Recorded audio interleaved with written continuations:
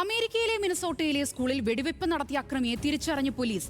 Transgender എന്ന് അവകാശപ്പെടുന്ന 23-കാരനായ Robin വെസ്റ്റ്മാനാണ് ആക്രമണം നടത്തിയത്. വെടിവെപ്പിന് ശേഷം അക്രമി സ്വയം വെടിയുതിർത്ത് ജീവനൊടുക്കി. വിദ്യാർത്ഥികൾക്ക് നേരെയുണ്ടായത് വിദ്വേഷ കൊലപാതകമാണെന്ന് FBI ഡയറക്ടർ കാഷ് പട്ടേൽ പറഞ്ഞു. കത്തോലിക്ക വിരുദ്ധവും ജൂതവിരുദ്ധവുമായ ആക്രമണമാണിതെന്നും FBIയുടെ പ്രാഥമിക കണ്ടെത്തൽ. അക്രമി തന്നെ യൂട്യൂബ് ചാനലിൽ പങ്കുവച്ച വീഡിയോയിൽ തോക്കിന്റെ ബുള്ളറ്റ് മാഗസിനുകളിൽ ട്രംപിനെ കൊല്ലണമെന്നും എഴുതിയിരുന്നു. Dryer safety. Your safety and the safety of others are very important.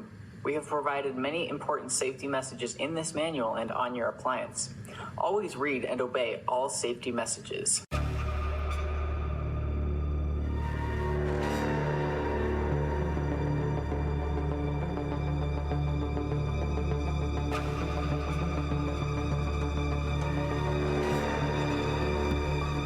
Robin Westman എന്ന 23-കാരനാണ് കഴിഞ്ഞ ദിവസം മിനിയാപോളിസിലെ അനൻസിയേഷൻ കാത്തലിക് സ്കൂളിന് സമീപം വെടിയുതിർത്തത്. വേനലവധി കഴിഞ്ഞ് സ്കൂൾ തുറക്കുന്നതിന് മുന്നോടിയായി സ്കൂളിനോട് ചേർന്ന പള്ളിയിൽ പ്രാർത്ഥന നടക്കുമ്പോഴാണ് ആക്രമണമുണ്ടായത്. പള്ളിക്ക് പുറത്തുനിന്ന് ജനാല വഴിയാണ് പ്രതി വെടിവെച്ചത്. കിൻഡർ ഗാർഡൻ മുതൽ 8ാം ഗ്രേഡ് വരെ വിദ്യാർത്ഥികൾ പഠിക്കുന്ന സ്കൂളിലാണ് സംഭവം. 10ഉം 8ഉം വയസ്സുള്ള 2 കുട്ടികളാണ് കൊല്ലപ്പെട്ടത്. വെടിവെപ്പിൽ 17 പേർക്ക് പരിക്കേറ്റു. ഇതിൽ 14 പേരും വിദ്യാർത്ഥികളാണ്. പരിക്കേറ്റവർ അപകടനില തരണം ചെയ്തെന്ന് അധികൃതർ അറിയിച്ചു.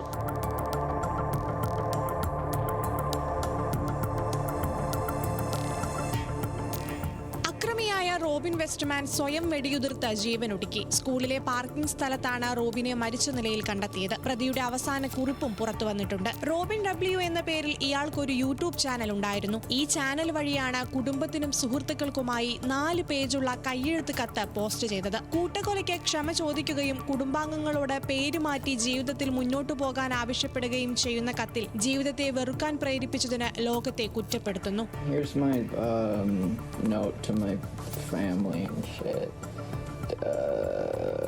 Wow, some English writing. Wow.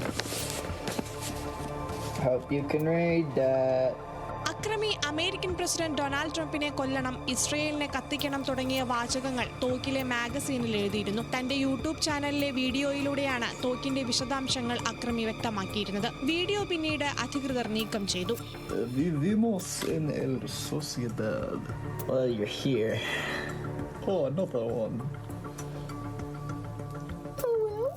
10 മിനിറ്റോളം ദൈർഘ്യമുള്ള രണ്ട് വീഡിയോകളാണ് റോബിൻ യൂട്യൂബിൽ പോസ്റ്റ് ചെയ്തത്. മൊബൈൽ ഫോണിൽ ചിത്രീകരിച്ച വീഡിയോയിൽ ആയുധങ്ങളും വെടിയുണ്ടകളും ലോഡ് ചെയ്ത മാഗസിനുകളും കാണിച്ചിരുന്നു. ഒരു റൈഫിളും ചെറിയ തോക്കും പിസ്റ്റലുമാണ് അതിക്രമത്തിന് ഉപയോഗിച്ചത്.